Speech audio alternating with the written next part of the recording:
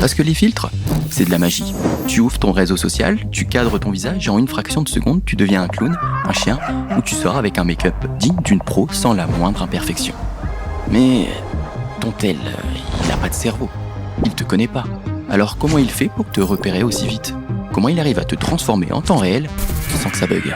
Derrière chaque filtre, il y a une petite technologie incroyable. Le face tracking, et plus précisément une technologie qui s'appelle le modèle de repérage de points faciaux. Et comment ça marche ? Eh bien, ton image vidéo est découpée en frames.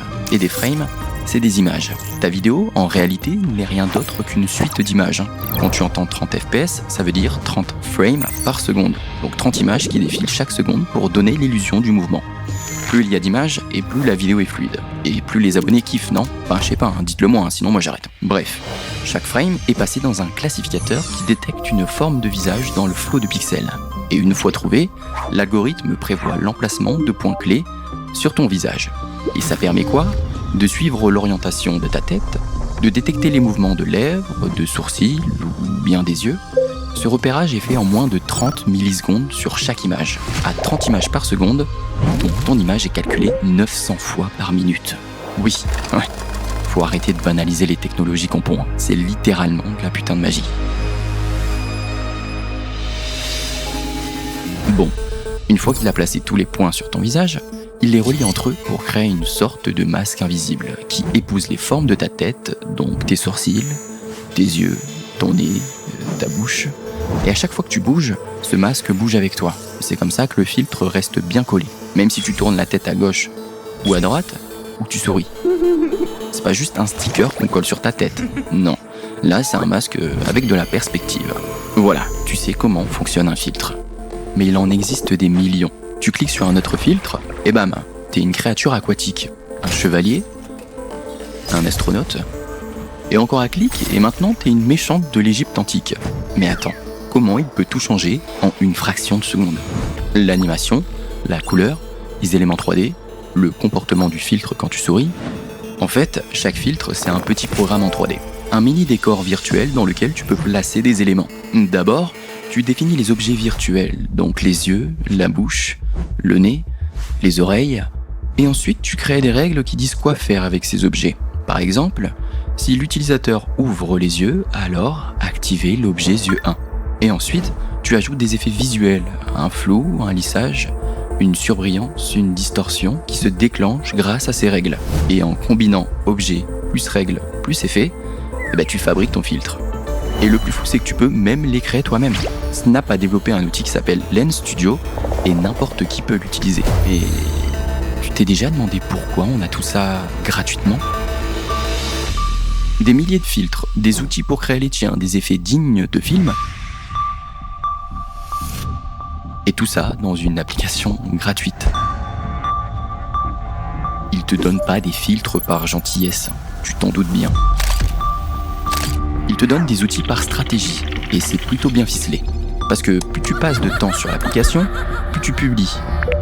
Et plus tu montes ta tête, plus tu invites les autres à les tester aussi. Il y a donc une première stratégie, le marketing dit viral. Tu fais une story avec un filtre stylé, les gens veulent le même, effet boule de neige. Et pour les marques, c'est sympa quand même. Imagine un filtre sponsorisé par Nike. Tu portes virtuellement leur casquette et tu deviens leur pub vivante. C'est de la pub qu'on utilise au lieu de subir. T'es pas juste un utilisateur, t'es devenu un support marketing interactif. Et sans rien posséder, tu promues la marque et si ça te va bien, t'auras bien envie de l'acheter. Et c'est ça le jackpot. Mais attention, c'est pas tout. Parce qu'en même temps, pendant que toi tu t'amuses, ton visage, tes expressions, tes réactions sont enregistrées. Tout ça sert à affiner les algos de reconnaissance, d'analyse d'émotions, de ciblage. Et c'est ça le vrai trésor. Des données précieuses pour nourrir leur algorithme. Ils les nourrissent pour qu'ils deviennent plus intelligents et précis. Plus ils voient de visages et de réactions, plus ils apprennent à reconnaître, prédire et influencer nos comportements. Alors ouais, les filtres sont gratuits, mais comme on dit toujours, si c'est gratuit, c'est que c'est toi le produit. Et pendant que eux encaissent les vues, les clics et les contrats, toi tu changes. Pas juste ta tête à l'écran, mais ton regard sur toi. Parce qu'à force de voir ton visage transformé, lissé, optimisé, embelli, t'as même plus besoin de cliquer sur le filtre beauté. C'est déjà intégré. Et c'est là que le vrai problème commence.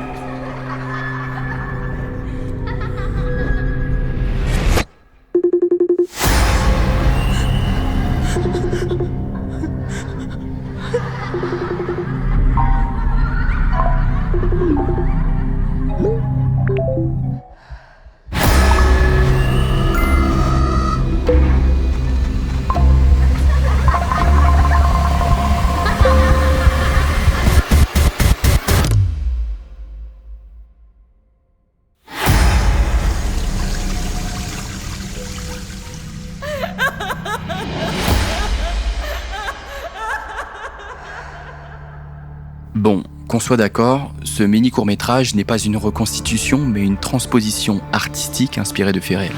Elle vise à dénoncer le harcèlement scolaire et à donner une voix à toutes ses victimes. Une ado passionnée de dessin qui rêvait de devenir avocate. Mais à l'école, on l'appelait moche.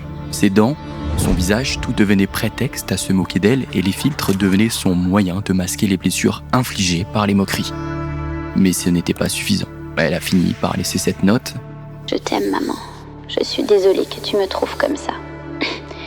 S'il te plaît, ne publie aucune de mes photos à mes funérailles. À 13 ans. Et ce n'est pas un cas isolé. Ça fait des années que ça existe partout dans le monde.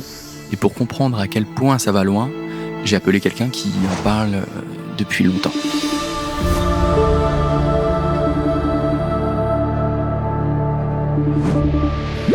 En parallèle, les réseaux sociaux ont, en apparence, apporté une solution aux jeunes qui se sentent mal dans leur peau comme Rosalie. Les filtres. Grâce à eux, tu peux avoir meilleure mine, un nez plus fin, des lèvres plus pulpeuses. Résultat, les gens ont adoré. Les filtres ont commencé à se répandre et petit à petit, ils ont imposé une nouvelle norme de beauté totalement irréaliste.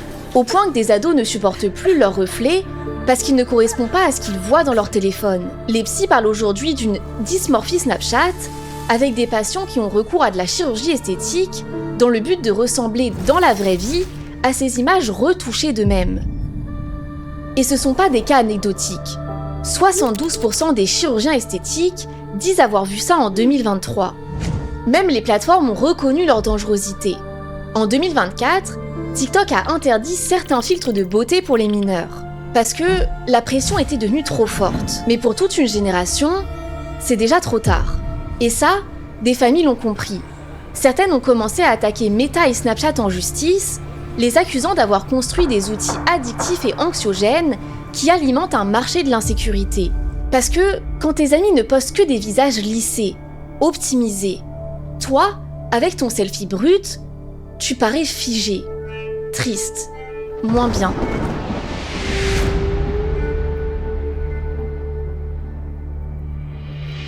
Mais Rosalie, elle, c'était en 2017. Aujourd'hui, des millions d'hommes et de femmes grandissent avec ces mêmes filtres, et si les ados restent les plus vulnérables, ils ne sont pas les seuls. Parce que ce réflexe de se comparer, de corriger son image, de chercher l'approbation, il touche tout le monde. Les ados qui découvrent leur corps, les jeunes adultes qui se construisent une identité, les parents qui veulent paraître à la hauteur, même les plus âgés qui veulent redécouvrir leur jeunesse. Personne n'y échappe vraiment. Ces filtres, c'est un miroir truqué qui nous suit tous et qui façonne la manière dont on se perçoit, peu importe l'âge. Et le plus fou, c'est que ces technologies sont arrivées il y a quelques années. Alors la question, ce n'est plus seulement ce qui s'est passé hier, mais ce qui nous attend demain. Déjà en 2025, l'IA générative apprenait à remodeler les visages et les corps en temps réel. Aujourd'hui, la technologie qui n'en est qu'à ses balbutiements permet déjà de manipuler de manière très réaliste les sons, les images, les voix. Concrètement, à quel point l'intelligence artificielle peut-elle nous tromper ? On pouvait littéralement se transformer en direct devant une caméra. Pour commencer, Gilles, je vais vous emprunter votre visage. Le voici, je pourrais même imiter vos cheveux, le reste de votre corps, mais on va s'arrêter au visage. Enfin presque, je vais aussi vous emprunter votre voix. Cela manquait peut-être de réalisme, mais ce n'était que le début. Puis les lunettes de réalité augmentée ont fait basculer le filtre hors de l'écran. This is Meta Ray-Ban Display.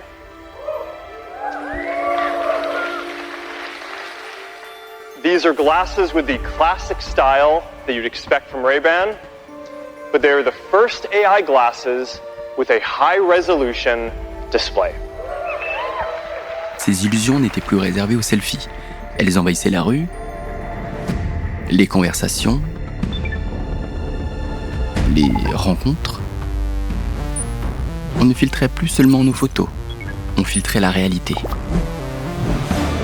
Et pour aller plus loin, il fallait supprimer l'écran. C'est là que la neurotechnologie est entrée en jeu. Neuralink implantait ses premières puces cérébrales.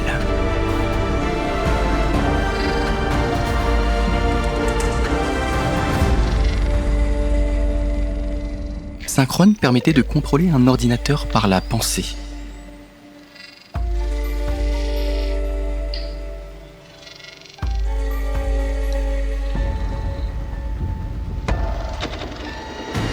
feel like you're getting the hang of it a little bit?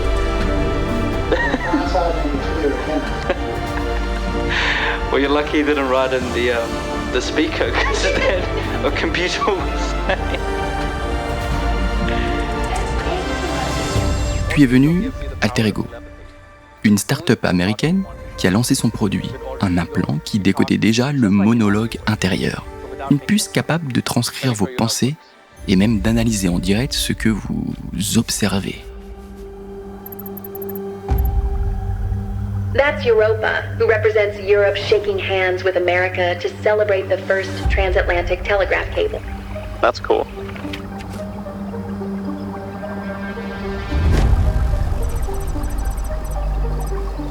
Okay, reminder is added to your notes app. Awesome. You can get so much done with Alter Ego. Et tout ça en 2025. En quelques décennies, le filtre d'image, de voix, de pensée sont passés de gadgets numériques à l'extension biologique. Alors, si c'est comme ça aujourd'hui, imaginons ensemble le monde de demain. Où les filtres ne sont plus sur ton écran, mais sur ton visage. Où chaque regard, chaque rencontre passe par un algorithme.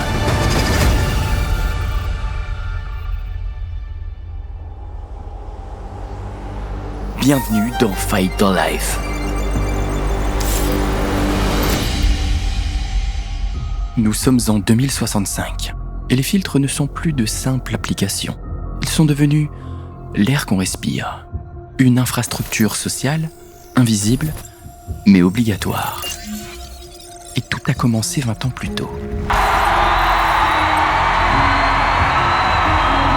À l'époque, une start-up dévoile une invention révolutionnaire. Choisissez votre apparence. Devenez la personne que vous rêvez d'être. Filter Life. Il s'agit d'une bague connectée capable d'interagir directement avec les signaux électriques de votre système visuel. En clair, elle ne change pas le monde autour de vous. Elle change la manière subtile dont vos yeux le perçoivent. Deux personnes se font face. Elles portent chacune la bague. Le monde ne bouge pas, mais leur regard, si. Les visages se lissent, les ombres s'adoucissent, les yeux paraissent plus clairs, et tout semble plus harmonieux. Et c'est là tout le concept de Filter Life. Le monde reste le même, mais votre vision du monde devient plus belle. La réalité n'a pas changé. Vous venez juste de dire oui. Au début, c'était un jeu. Quelques influenceurs, des célébrités, puis les médias s'en sont emparés.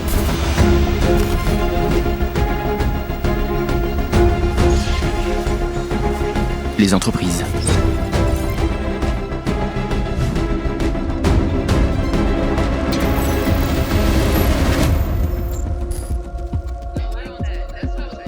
Les écoles.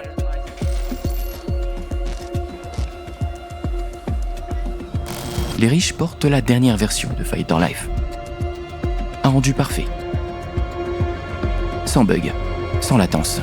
Ils choisissent eux-mêmes leur propre image. Quelle élégance! Les autres n'ont que des versions anciennes. Des illusions pixelisées qui clignotent quand ils tournent la tête. Des visages qui laguent en pleine conversation, des mises à jour manquées qui les marquent comme pauvres, une ride numérique que tout le monde peut voir. Mais derrière Fight the Life, une question demeure. Qui contrôle les mises à jour? Chaque année, une nouvelle amélioration, un nouveau standard de beauté, de voix, de posture, un idéal qui change sans prévenir, imposé par quelques ingénieurs, quelques actionnaires. Et ceux qui refusent la mise à jour, leur apparence devient obsolète. Et puis un jour, certains ont dit stop. Dans les rues, on les reconnaît tout de suite. Pas parce qu'ils sont différents, mais parce qu'ils ne brillent pas. Pas de visage modifié, pas de peau lissée, Pas de voix optimisée, juste des humains. On les appelle les authentiques. Ils ont compris qu'on ne pouvait plus réparer ce monde en surface, alors ils ont creusé, littéralement.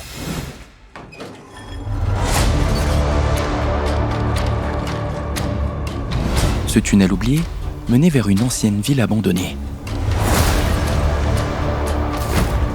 Ils ont décidé de tout recommencer. Pas pour fuir la société, mais pour en recréer une. Plus juste, plus consciente, plus humaine.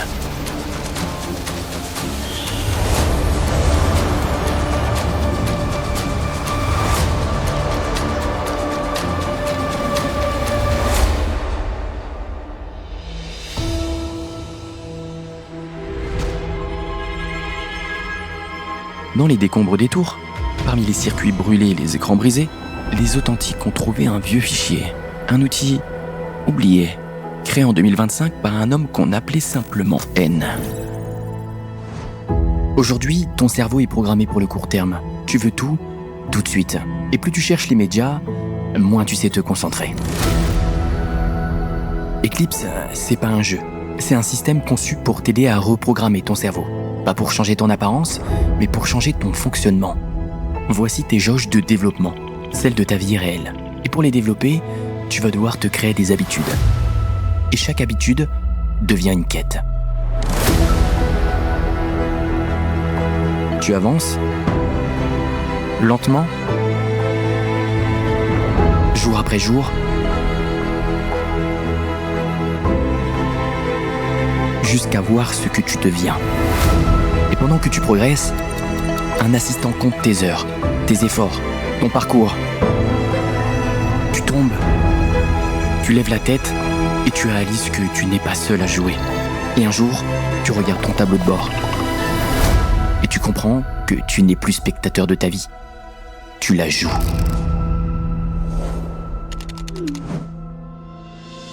Et après avoir découvert ce bâtiment, leur périple ne s'est pas arrêté là. Les authentiques ont poursuivi leur route à travers les ruines du vieux monde, et c'est là qu'ils ont découvert les anciennes mégastructures Fighter Life. C'est étrange, mais la vie y avait repris. La nature avait envahi les façades, les vitres brisées laissaient passer la lumière, et dans le silence de ces tours abandonnées, on entendait à nouveau les oiseaux. Alors, les authentiques ont compris qu'ils n'avaient pas besoin d'un monde parfait, mais juste d'un monde vivant.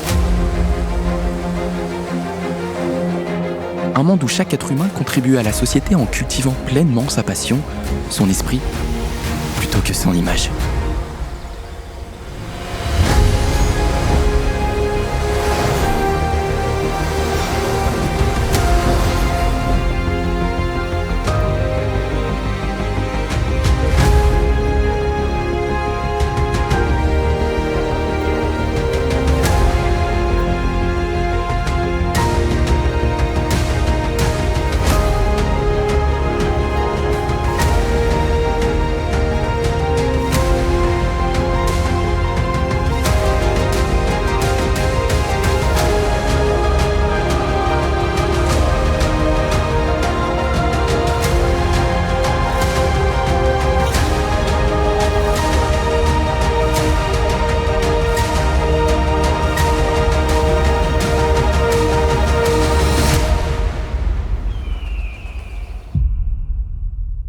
Parce qu'au fond, la question n'a jamais été technologique.